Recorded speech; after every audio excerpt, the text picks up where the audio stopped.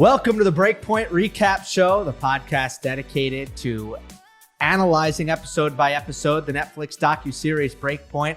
I am Gill Gross. I am joined by Alex Gruskin, and we are here to break down episode 9, Under Pressure.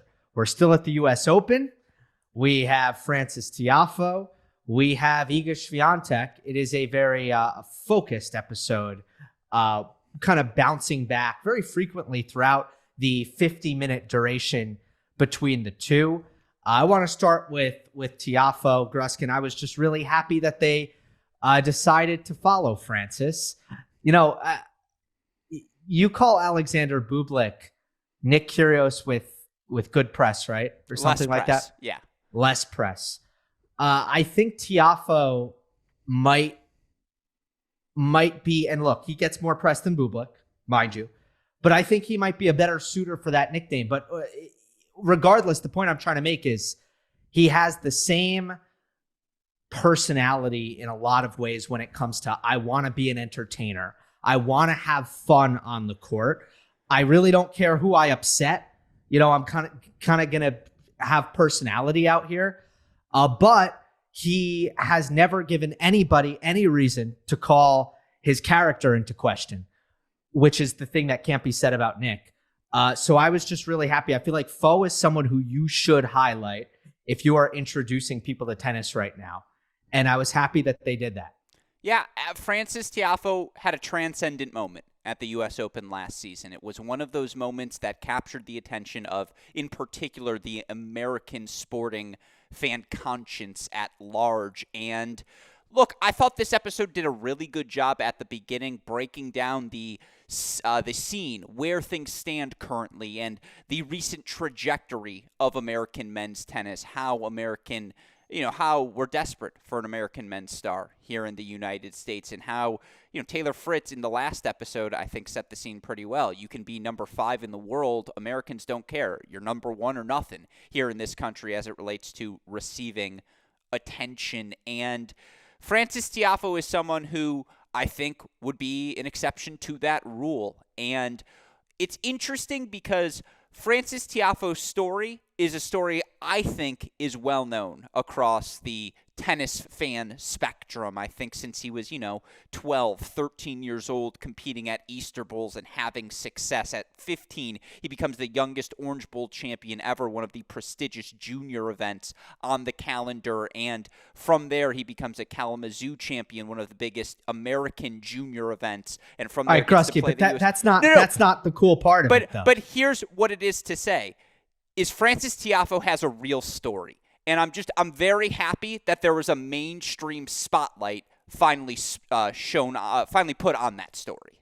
Yeah, that I agree with. Like, his background is I was getting there, I promise. Interesting. I know, but we're too busy talking about Kalamazoo. Like, the fact that, the fact is his family and their financial stature was never at a point that is suitable for a upbringing that is going to lead to professional tennis. Exactly.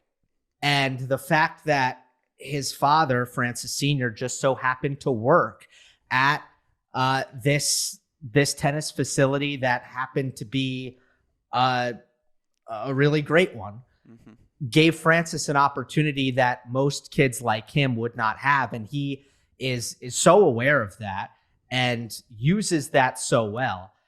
And it's such a more intriguing backstory than almost any other tennis player has. Like, in fairness to a Taylor Fritz, where it's like, your mom was a tennis player, your dad was a tennis player, you're rich, you grew up in SoCal, and now you're a pro. Look, it's not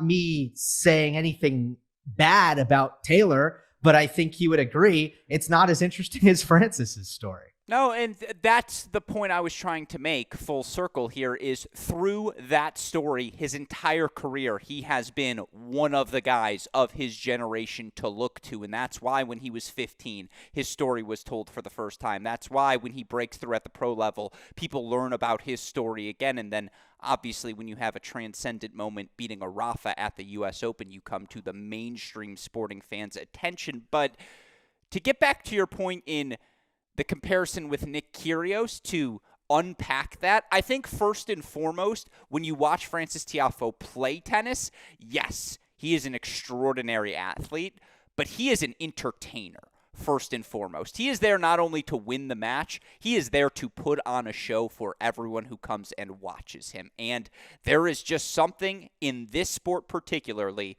that prides itself on tradition, that prides itself on elegance. Not that what he does isn't elegant, but the improvisation, it's just different than anything else. And you got that to the max this episode. Yeah, and then you have Wayne Ferreira coming in. Yes. And I think we talk about, Frances, when they went back into his childhood, which they've done for other players, it was just way more interesting for Tiafoe than it was for some other times. One thing we have seen is if the coach, be it Ratko and Ayla Tomljanovic, right, her father, of course, Paul Annacone in the Taylor Fritz episode at Indian Wells, when you have a coach that is bringing something interesting to the dynamic there, that's also been something that's made people hit. And what I love so much about this Frances Wayne thing and this relationship is I just admire Tiafoe so much for going out and basically giving himself up to Wayne Ferreira because they're opposite personalities. And I think Tiafoe recognized, like, I'm an artist. I'm a goofball. I'm insanely talented. This is my personality. What I need in a coach is someone who is the opposite of me, who is going to instill the qualities in me, the ones that I lack. And Ferreira is this old school guy who in a lot of ways reminds me of like an American football coach. He's from South Africa, but the guy is tough. The guy is no nonsense. And I love to see that. Well, I think he adds to the dynamic, the central core theme of this episode. And again, what has made this part 2 sequence of 5 episodes, in my opinion, significantly better than the first part is we have conflict in every episode. And to your point in Wayne Ferreira, he perfectly epitomizes the conflict within Frances Tiafoe, which I do think is shined a spotlight in this episode, which is, as I alluded to, Frances the entertainer. Frances, who just wants to put a smile on everyone's face every time he sees them, whether it be them sitting in a seat while he's playing a match, or as we see, whether he's in the locker room interacting with his peers. On one side, you have that. On the other side, you have Wayne Ferreira, you have Frances Tiafoe's backstory, and as you see throughout the episode, just this inner competitor, this inner lion within Frances Tiafoe who wants to win at all costs, who in every step along the way of his life has faced some sort of adversity that he has had to fight through, and how he balances those two things. I think that's the central tenet of the episode, and Ferreira saying, look, you are an entertainer, but you are a professional, and we have to find a way to merge those two. Yeah, man. It's like you got to get serious and you got to be able to focus, because when you're playing on emotion, it has its drawbacks in this sport. But not to cut you off, it's playing on emotion, but also still playing within yourself. It's not losing that background. It's not losing the character that brought you there, and balancing those two things. Exactly. Still do your thing, but let's do it in a focused manner. And remember, the goal ultimately here is to win the match. And Tiafoe is still as entertaining as ever. Do you think that they captured that on-court personality? I think they did. I think they showed how magnetic his personality is for the crowd. Just, again, the little sprinkle and sizzle after the winners, the emotion, the dancing, the celebration, the enthusiasm that surrounded Frances every step along the way. And look, they had the footage of him beating Rafael Nadal at a U.S. Open. You can't fake something like that and the emotions it evokes. It was special. This really was as good. I guess we'll get to the rankings later, but as good of an episode as you can find in telling this story and being, keeping you glued to the episode because you wanted to see, okay, where can this kid take things next? Yeah, I have a critique for the episode though. Please. They cut me out. They left me on the cutting board floor. This was your shot, right? I thought I might be in this one. Yeah, because U.S. Open Radio. Yeah, they said, "Who's that handsome man?" No, he's out. I know. First of all, it felt like last year Tiafoe was he was on Armstrong and grandstand all the way through, like every match until the fourth round against Nadal. I think I saw large portions of his first 3 rounds. So I was at the Nadal match as well. So I was like very much feeling like I was on the Frances Tiafoe beat at the US Open last year. But after he beat Schwartzman on Armstrong, I interviewed him as soon as he got off the court and was surrounded by the Netflix cameras and boom mics and stuff. And I do the whole interview with them watching, with the cameras all around me. So yeah, that was my hope. I had my fingers crossed, but it didn't happen. So, you asked for too high a fee. That's the problem, is you said, yeah, you can have the interview. It's going to cost you. And they're like, all right, we're good. Exactly. They reached out and I'm like, well, I don't perform for free. I'm sorry. What do you think this is? No, just joking for those who don't understand sarcasm. Should we? I'd just like to think, first of all, if you're into episodes 9 breakdown, you understand we employ sarcasm here on this show. So I do want to ask you, as it relates to Frances Tiafoe, though, before we move on to the next part of this show, you mentioned that relationship between he and Wayne Ferreira. And I think the most you mentioned the value of exploring that dynamic between player and coach in this show. What is it that you think what made Ferreira such a valuable supplemental piece in analyzing the Tiafoe story? And I'm curious what it is about him that stood out to you, because I agree. I thought he was essential to this episode. I just like that he was like, hey, so I started working with Frances and this is what I had to do to make him better. Mm-hmm. And so little coaches are actually going to come on there and explain it black and white. Yes. Like this is me. This is what Frances wasn't good at. This is what we've worked on. And, that central thing, it was almost like it was one of the moments, and we've wanted this the entire show, where we actually, and look, I knew this because I know the Ferreira Tiafoe story, but it was one of the moments where we got real tennis insight. Like, why is Tiafoe better now?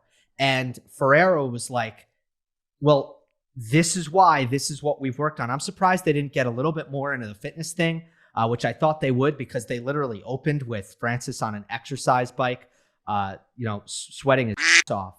And that would be my answer to that. Yeah, I think that's completely fair. I'd also point out there was the match, I think it was the Schwartzman, where he comes off post-court, he's doing his cool down, and Ferreira goes, yeah, but you didn't serve well today. Like, there are still things we can improve from this match for you to get where you want to get, and that element is so crucial. Keeping in context, yes, we're celebrating this one win, but you are still alive in this tournament. There is still more business to be done, and of course, in team sports, one game, one match, you move on to the next. That's not the case in tennis. It's one full week that's all interrelated. I agree. I think Ferreira did a great job of shining a spotlight. Yeah, I'll slightly disagree with you on that, though, because Ferreira, after the Nadal win, reminded me, again, so much of a college football coach after week 10. All right. And there's one more game left. And sometimes, I don't know, you just played the big ranked team. Let's say it's Michigan and you beat Ohio State, but you have Rutgers next week, right? And you have to win that game to make the college football playoff. You bet your Jim Harbaugh is saying, hey, great win, guys, enjoy it for the next 6 hours, get a good night's sleep. Tomorrow, it's Rutgers. We focus on Rutgers. Forget that Ohio State win. I know what a big deal is. You have 3 hours to enjoy it, and we're moving on. And that was the vibe. When he said, Rafa, he said, hey, Frances, we're not done yet. We're not done yet. And I just don't know how many coaches actually have the authoritative quality in this sport where, remember, the coaches are hired by the players, which is backwards. In other sports, usually the players have no say over who's coaching them. Sure.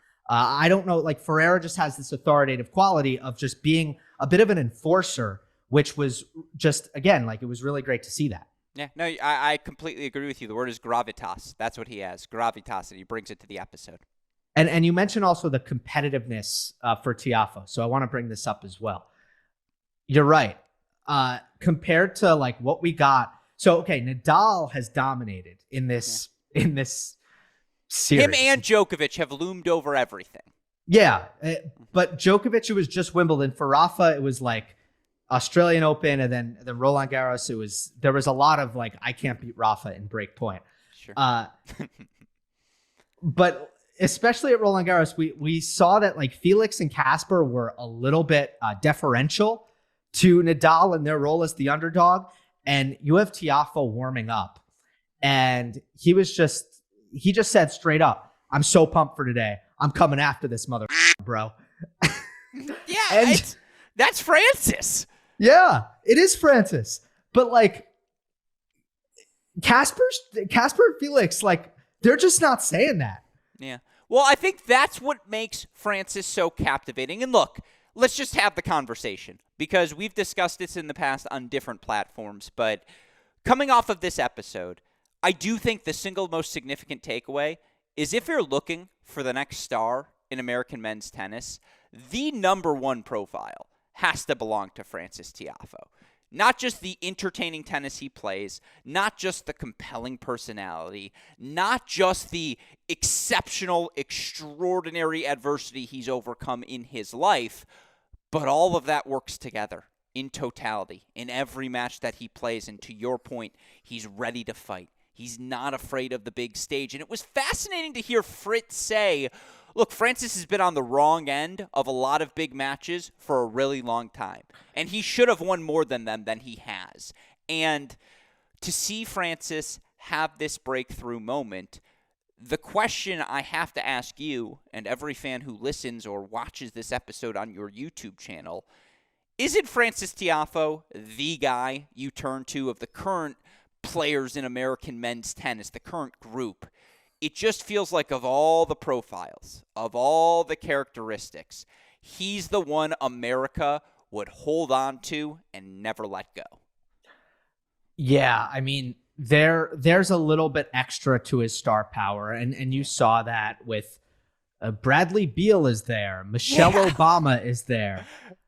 It's a moment, you know. There are more people. LeBron sent a tweet, and we didn't get an anonymous Twitter like. So we now know they have the technology. The technology is there to show the profile. We can do it. Yeah, well, no, they actually exceeded the rate limit, so they could only show you the one. That was the issue. But you're right. There's an extra gear to Frances, and that's what it keeps coming down to. Is that extra gear was central to this episode.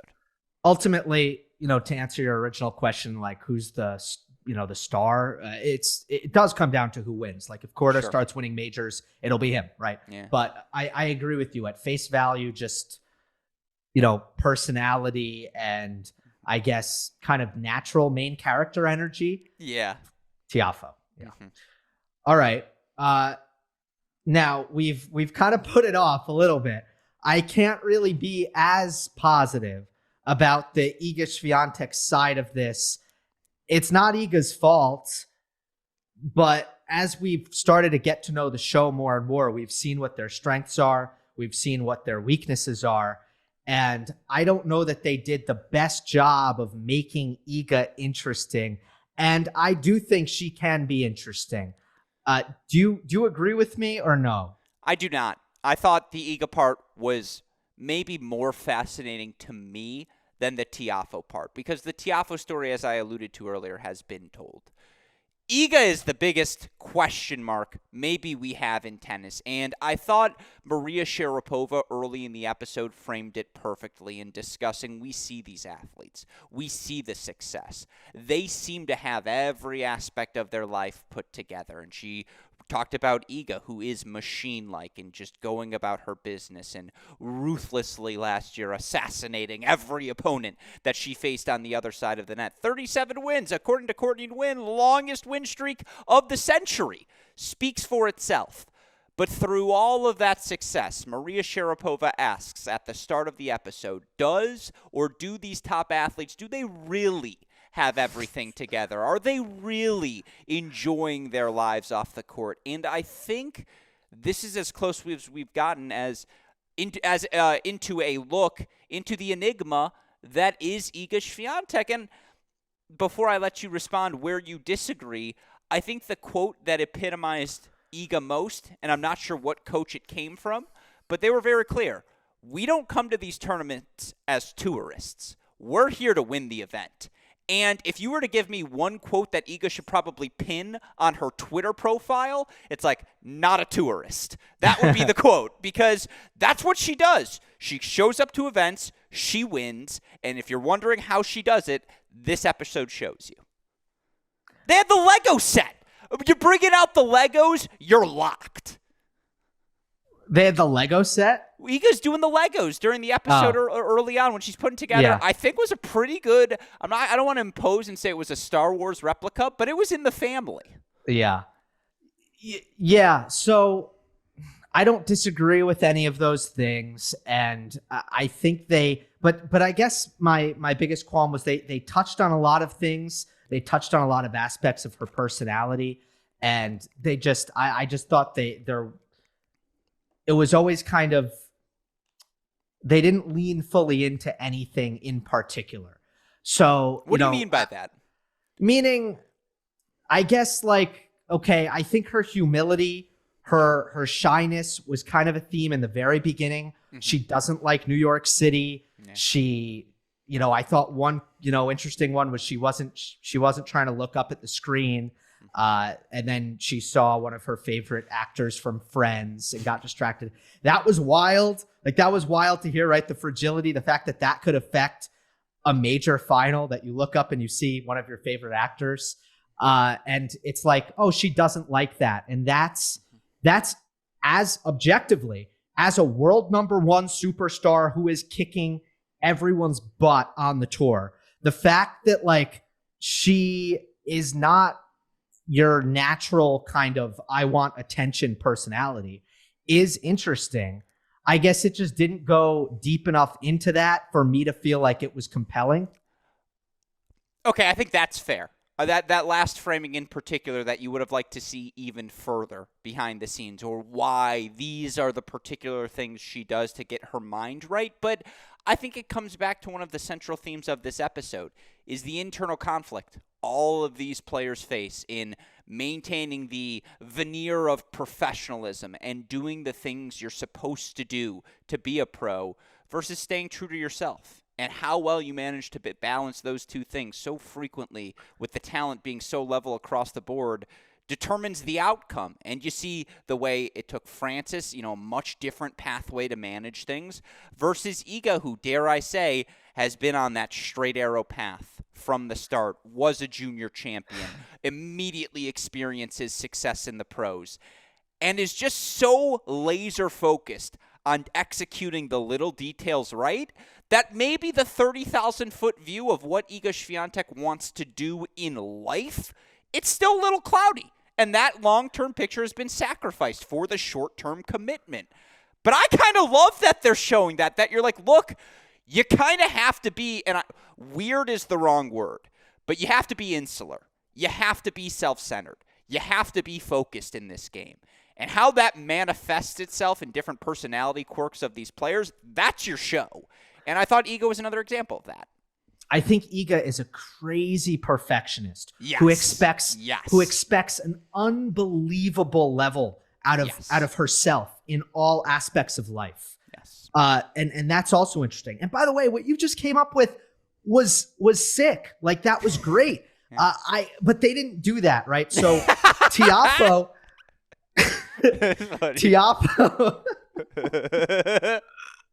Yeah, cut that clip. You know what? Unlike Gill's interview with Frances, I'm giving you the rights, Breakpoint. You can have it. Yeah. Exactly. Tiafoe got onto the professional tour and was like, hey, this is sweet. I'm loving life. This is awesome. And he got super, and I'm using his own words, he got complacent. He was like, I'm 40 in the world. Life is good. Cool. And that was Frances for a lot of years until something clicked where he's like, hey, I want to be much better than this, and I can be much better than this. He hires Wayne Ferreira. Wayne Ferreira whips him into shape, and they start doing great things. You're right. Iga's the complete opposite. It was always like, wait, I lost a match? That's unacceptable. There's no losing matches. That's terrible. Or like when she's doing the ceiling warm up with the ball and she hits the ceiling with the ball and she's like, this is a bad design. Like they should have designed it higher. Like obviously I can throw it that high. Like it's the most ego, which is why she's subtly hilarious because she's just so honest. But yeah, I agree. Sorry, didn't mean to cut you off. Yeah. They could have made that contrast between like their paths. They didn't do that, which is fine. Sure. They tried to do it implicitly, but they should have done it explicitly and had a Sharapova or whomever. Yeah, they kind of skipped ahead with Tiafoe. They didn't. His early career was not covered. You can't cover everything, so I'm not critiquing that aspect of it. And let me just say, if I were in control of this same exact situation, Iga Swiatek, because I'm not just gonna like levy criticism and not give a suggestion. Mm-hmm.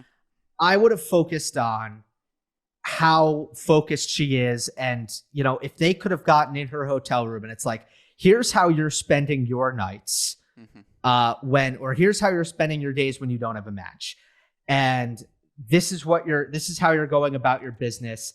This is your fitness. This is your diet. I think what's so amazing about Iga is like, she leaves no stone unturned. And if they kind of went backstage with her, went behind the scenes with her, I think that would have painted a really cool picture. I just don't think there was enough there for that to actually come across, which is like how dedicated and focused she is. So this is what we do in the writing room then, is I think they did do that. I agree with you. And they're like, do we really want to show this? Do like a time lapse of like, wow, she's really just reading a book. And then she gets up and then she goes and does the Lego set. And then she gets up and it's back to the book. And like, that is her version of this is how I stay calm. This is how I stay focused. I'm not going to see the bright lights of New York. I'm keeping my ears under the pool water so that I can't hear all the sirens in the background. One blocks out the noise in Iga Swiatek. The other experiences that brings the noise really in Frances Tiafoe. And you're right. Again, it was. I think that's why they paired. I think these two were a much more natural pairing as co-protagonists of the episode, for lack of a better term, than maybe some of the ones we've had in the past, where it was just like, well, they both did well at this tournament, so we're throwing them together here. But you're right. There definitely could have been more implicit, especially in emphasizing the differences in how they approach things. Like, again, Jordi Arconada is shirtless in the van dancing after Tiafoe beats Rafael Nadal. They ain't ever dancing shirtless for Team Swiatek. And if they are, how are you not showing us that? Because that would have been the clip of clips. But, again, compelling television. I don't think they're dancing shirt. I don't think that's happening. Tomas Wodorowski, I don't think that's in the cards for him. The trainer, though, maybe. The other guy, the ball thrower, he could boogie. Maybe. Yeah. Yep. He might be able to throw down a little bit. Yeah. Okay, I think this was a great discussion on Tiafoe and Iga. We didn't get into like tiny details, but I think it was better for it. Let's talk winner of the episode. Ooh, I mean, okay. This is a crazy take. Are we sure it's not Carlos Alcaraz as the winner of the episode, who kind of just like lingers in the background? And, again, they don't talk about him a ton, but the 3 minutes he gets on screen, everyone's like, yeah, this kid's the future. Like, this kid is just something else. And, again, I know that's something they're hoping to explore in the future, but there was, listen to Frances talk about going up against Alcaraz. As a tennis fan, of course, it was nerddom, but man, I just wanted more Alcaraz because we got a little sneak peek of him in this episode. And just like the highlights they showed in that match was about as good of the tennis as we've gotten in 9 episodes thus far. I think he's the winner because he's the one who I come out of this saying, I want more of you. Yeah, I would say you're right. They didn't spend that much time or that much energy introducing Alcaraz in depth. But you know what? Like, if you don't have, I'm glad. Maybe I'm glad they didn't. Like, if you can't do it right, just kind of put it off. I think what you got from Alcaraz was the absolutely electric tennis, and you kind of got just this kind of young kid who's smiling a lot and just brings a very positive energy, but not much more beyond that. So yeah, that's fine. Okay, good choice. Can I just go over something that I noticed that was making me laugh? You have notes on the win. This is a groundbreaking. That's how you speak English. It's not a win. It's not a win. I'm still in. Here is my sympathetic character of the episode. Okay. Announcer, commentator, Robbie Koenig. Okay. Because they, edit commentary. We talked about this in the last episode. They rely on the commentators to provide a lot of insight about the players, setting up the match, what's happening in the match. Like, it's really just their snippets that are doing most of the legwork. Combined with sometimes the players actually talking, themselves about what they were experiencing. But there were a couple of moments here where I thought they did Robbie Koenig dirty. And I just want to come out here and defend him. Great commentator. First of all, Frances hits an ace on the first point of the match. And he goes, "This is big time tennis." And I can assure you that is not what he said after Tiafoe hit an ace on the first point of the match. I can guarantee you they took that from another part of the match and put it there because it did not fit. And I know he didn't say that there. Now, I have another example, but I'll let you respond to that. No, I was going to say, I don't even think it was from the Tiafoe match. They probably just pulled that from a random round one. They're like, we want this clip here. Use it. Right. Yeah, or they showed the first point, and I think it was Tiafoe serving, and then they get to in a different match, and they're like, break point Tiafoe. I was like, but he just served. I was like, can we try this again? So I think it's a fair comment. What's example 2? Example 2 is Nadal hits a forehand inside in. You can make no mistake about it. It's an inside-in forehand. There's no room for interpretation here. And Koenig goes, he's starting to leather that forehand down the line. And it's like, oh, he definitely didn't say that there. I'm glad you noticed those things because those are the 2 most Gill observations. Can I give you one like that I think was to stir the pot for tennis? You know how, what's it called? Easter eggs that they put in the Marvel movies or whatever it is that you can find the Easter eggs. I think there was a little Easter egg for tennis fans early in the episode. It's a transition of days from a nighttime session to the next day starting at the U.S. Open. I think it's going into the final on that women's final Saturday. And what's the clip they show being played on the U.S. Open courts in the morning? They show people playing pickleball on the U.S. Open courts, Gill. I think that was a little Easter egg for tennis fans just to stir the pot a little bit. Wow. I didn't notice that. You're noticing, yeah, because you're like, he didn't leather the forehand. He's like, because you're too busy going, it was inside in. Do you have a quote of the episode? You mentioned a quote earlier in the show that I absolutely adored. I was like, oh, that was so good. Sharapova in the Do They Really? Yeah, I thought that was unbelievable. I feel like after watching this, if I'm an agent at CAA and I'm just like, who am I interested in getting to Hollywood? I feel like Maria would have my attention with her delivery on some of these lines. Yeah, and then that agent would call Maria, and Maria would say, well, I got that same call when I was 14 and had my first pro success, and I've been an IMG client ever since. And so I agree with you. Yeah, she could do it.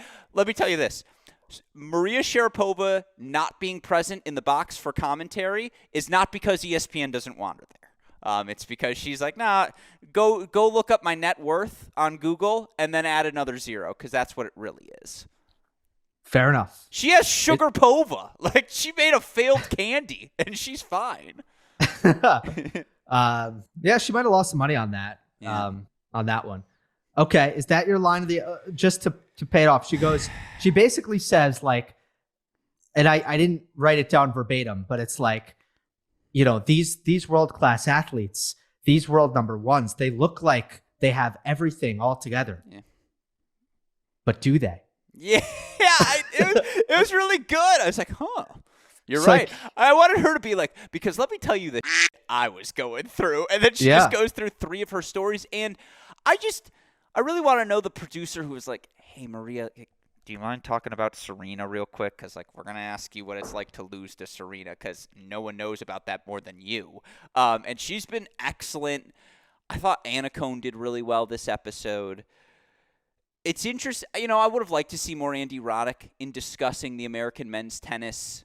I don't need more American men's tennis. Yeah, They did so it- so that's they what I did was it going to with say. the Fritz. Is it oversaturated? Have they Yes. hit that enough? Okay, They fair. They hit it. They hit it. They were just like, look, it's been rough. There's a lot of pressure on these guys. Even though there's less pressure on these guys. There was more pressure on Fish and Isner and Blake. They were the guys where people were just like, whoa, you're only 8 in the world. What the, that was like, yeah, exactly. That was the generation that had it rough. These guys have it just a little bit easier. Ellis for love. Exactly. I think that's fair. I mean, my only question for you, and I mentioned this with the Alcaraz part, because there is going to be a season 2, and I'm curious if you come out of this. It sounds like, do you want more Iga? Like you mentioned, she can be captivating. Do you think there's still more of that story to tell? Yeah, but only if they can. Look, it's not easy, which is fine. But you have to do it well, and you have to figure out a way to paint this picture of what's interesting about Iga Swiatek, which is not as easy as painting the picture of what's interesting about Dennis Rodman. It's just harder. My last clip, and then feel free to wrap the show however you'd like. I would do this exact same thing. And maybe this is why I'm such a fan of Iga, is because I like to think I'm refreshingly honest, but that honesty, sometimes people are like, dude, did you really just say that? You're a little weird. And I'm like, yeah, I know. It's nothing new. I would have so quickly, much like Iga Swiatek did, when I sat down for my first interview, I'd be like, yo, where's the director thing? I got to call action. And I would have done the exact same thing where I'd pick it up and be like, no, we can't start yet. I got to click it. And be like, okay, now we can go. And I just think those are the sort of little details where you're like, that's the most Iga thing I've ever seen. And those are, in what is sometimes not the most charismatic player, those are the little intimate, honest moments where you're like, yeah, but that's adorable. And so those are the refreshing moments that I thought made this episode such a delight. Yeah, she has a personality. There's no doubt about it. It's just not the personality that I guess people. It's not an in-your-face personality, and it's not the kind of personality that leads people to be like, "Wow, what a personality." She criticized the ceiling design. Come on. It's there. And I truly think it's there with everyone. Basically everyone. There's nobody who's boring. It's up to us storytellers to unlock those, what makes everybody tick. Speaking of which, I saw the episode 10 look ahead, and I'm very, very intrigued at the Arena Sabalenka thing. No. I don't think it's not time to talk about it. No. But it's a quote 10. from this episode. And that is the quote. When Arena goes, because it's great foreshadowing too, she's like, yeah, I'm going to beat Iga. I know this is who I have to beat. And I almost wanted to say, stop right there. That is a quote. Can we make an episode around this quote? I want to see it the rest of the time, because if you watch 2023 tennis, you know that rivalry has become a central rivalry here this season to everything that happens, and it's just like a little sprinkling of stay tuned for season 2. Yeah, it was. I noticed that she said that too, very confidently, which does speak volumes. But for the next one, we're going to get her at the WTA Finals in Fort Worth, where things were not going swimmingly and continued to not go swimmingly for her. In general, it was a tough year, and I'm just excited because it seems like it was an interesting time for her emotionally, and I think it's going to be it'll be insightful to watch that. That's episode 10. This has been episode 9, Under Pressure.